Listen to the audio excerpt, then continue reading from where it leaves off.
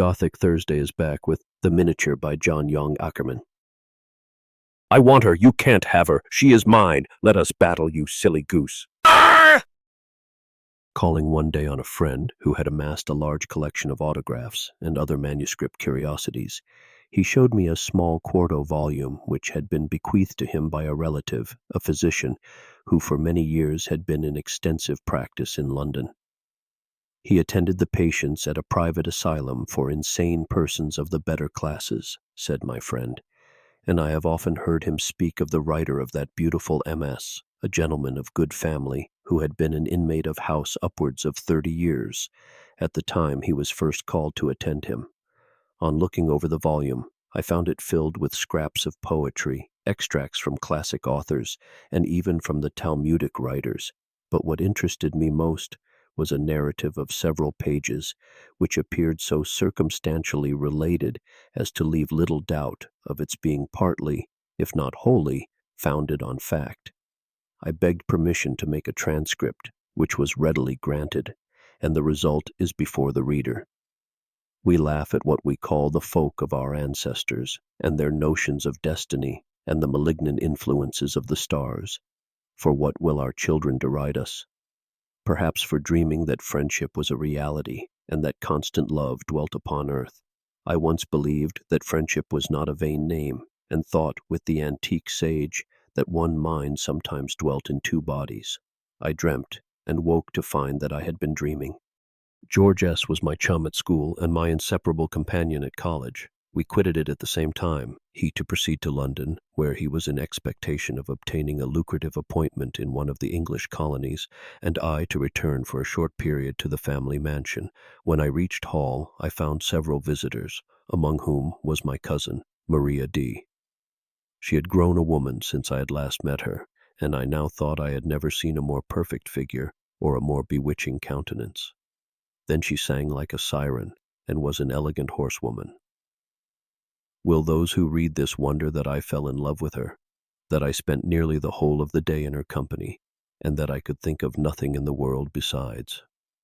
Something occurred to delay my friend George's departure from England, and as he was idling about town, I invited him to Hall.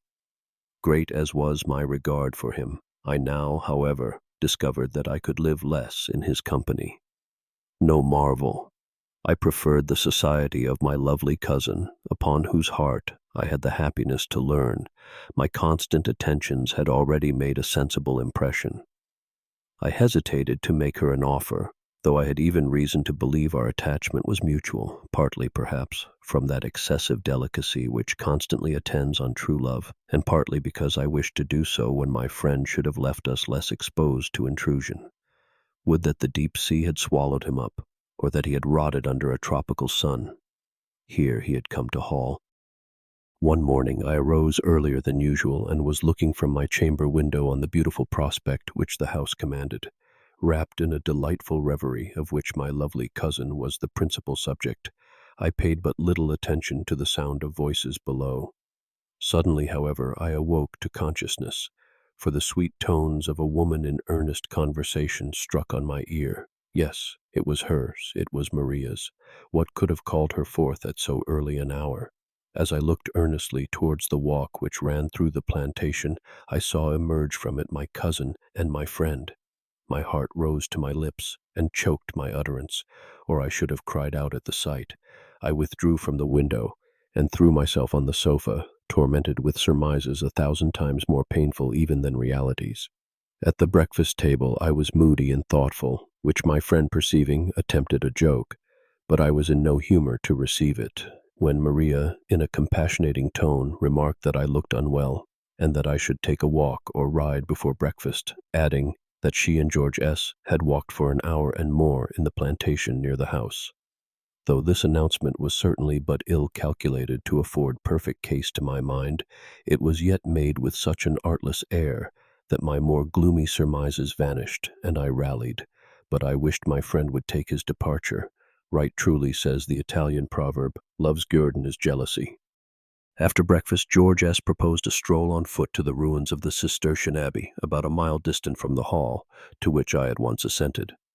As we walked along the beautiful and shady lane which led to the ruin, George was as loquacious as ever, talked of everybody and everything, and of his confident expectation of realizing a fortune abroad. I was, however, in no humor for talking, and made few remarks in reply, but he appeared not to heed my taciturnity, and when he arrived at the spot, broke forth into raptures at the sight of the noble ruin. And truly it was a scene the contemplation of which might have lulled the minds of most men. 1,000 birds were caroling around us.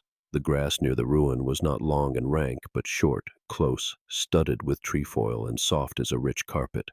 Luxuriant ivy climbed the shattered walls, bleached by the winds of centuries, and the lizards, basking in the sun, darted beneath the fallen fragments at the sound of our footsteps as we approached the spot. We both sat down on a large stone and surveyed the noble oriel. I was passionately fond of Gothic architecture, and had often admired this window, but I thought I had never seen it look so beautiful before. My moody thoughts fled, and I was wrapped in the contemplation of the exquisite tracery, when I was suddenly roused by my friend, who, patting me familiarly on the back, exclaimed, "It is a beautiful ruin, Dick. How I wish thy sweet cousin Maria had accompanied us." I was struck dumb by this declaration, but my look was sufficiently eloquent to be understood by him, and he did not fail to interpret it aright.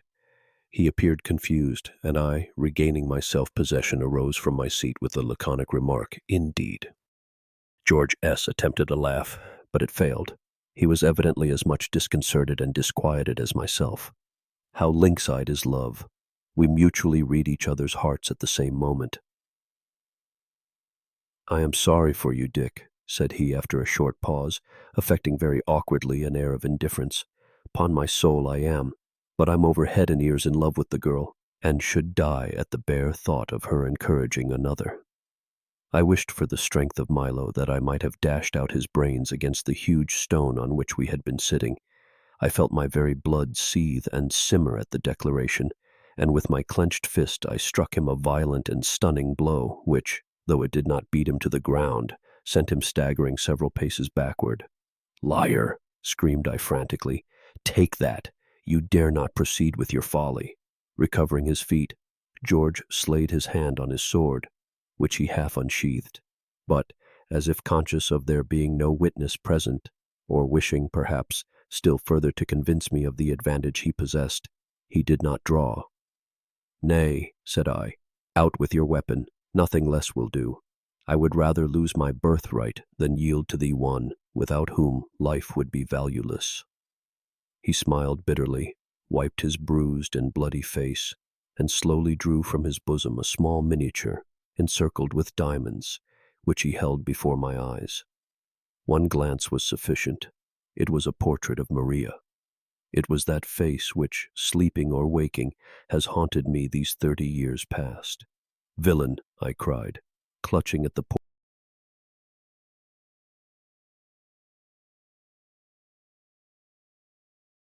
With assumed coolness, which it was impossible he could feel, he smiled again, put back the miniature in his bosom, and drew his sword. The next moment our weapons crossed with an angry clash, and were flashing in the morning sun. My adversary was a perfect master of his weapon, and he pressed upon me with a vigor which any attempt to retaliate would have rendered dangerous in one so much inferior to him in skill. Maddened as I was, I yet restrained myself, and stood on my guard, my eyes fixed on his, and watching every glance. My wish to destroy him was intense. The fiend nerved my arm, and while he warmed with the conflict, I became more cool and vigilant. At length he appeared to grow weary, and then I pressed upon him with the fixed determination of taking his life. But he rallied instantly, and, in returning a thrust which I intended for his heart, and which he parried scarcely in time, his foot slipped, and he fell on one knee, the point of my sword entering the left breast by accident. It was not a deep wound, and perhaps he felt it not, for he attempted to master my sword with his left hand while he shortened his own weapon, and thrust fiercely at my throat, making at the same time a spring to regain his feet. But his fate was sealed. As he rose, I dashed aside the thrust intended for me and sheathed my weapon in his left breast. I believe I must have pierced his heart, for he sank on his knees with a gasp, and the next moment fell heavily on his face with his sword still clutched tightly in his hand. Wearied and panting from the effects of the violent struggle, I threw myself on the large stone which had so recently served us for a seat and looked on the body of my adversary. He was dead. That fatal thrust had destroyed all rivalry, but at the price of murder, the murder of one who had been my friend from boyhood upwards. 1,000 conflicting emotions racked me as I beheld the piteous sight. Hatred was extinguished and remorse succeeded, yet I still thought of the audacity of him who had provoked such deadly resentment. Fear, too, fear of the consequences of this fatal encounter in a solitary spot, without witnesses, added to the intensity of my misery, and I groaned in anguish. What was to be done? Should I go and deliver myself up to justice and declare the whole truth? Should I fly and leave the body of my friend to tell the dismal tale? Or should I bury him secretly and leave it to be supposed that he had been robbed and murdered? As each suggestion was canvassed and rejected, in my despair, I even thought of dying by my own hand. "Ah, miserable Rete," I exclaimed, "what hast thou done? To what dire necessity has a fair and false face driven thee? Yet I will look once more on those bewitching features which have brought me to this wretched pass." I stooped and turned the dead man on his back. His pallid face was writhen and distorted, his lips were bloody, and his eyes, which were wide open, seemed still to glare with hatred and defiance, as when he stood before me in the desperate struggle for life and death. I tore open his vest and discovered the wound which had killed him.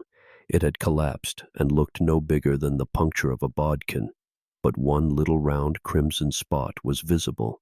The hemorrhage was internal.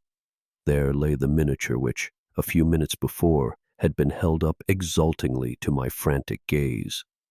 I seized and pressed it to my lips, forgetting in my transports how dearly I had purchased it. This delirium, however, soon subsided, and my next thoughts were of the dead body. I looked about me for some nook where I might deposit it.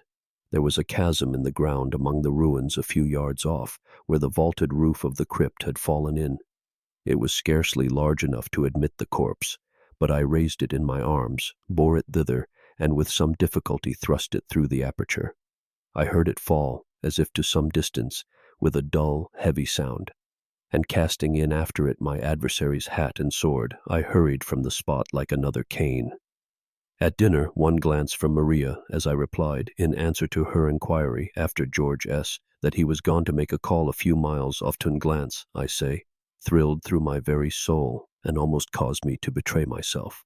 All noticed my perturbed look, and complaining of violent headache, I withdrew from the table ere the meal was ended, and betook myself to my chamber. How shall I paint the horror of that evening, of the night that succeeded it, and the mental darkness which fell upon my wretched self ere the morning dawned?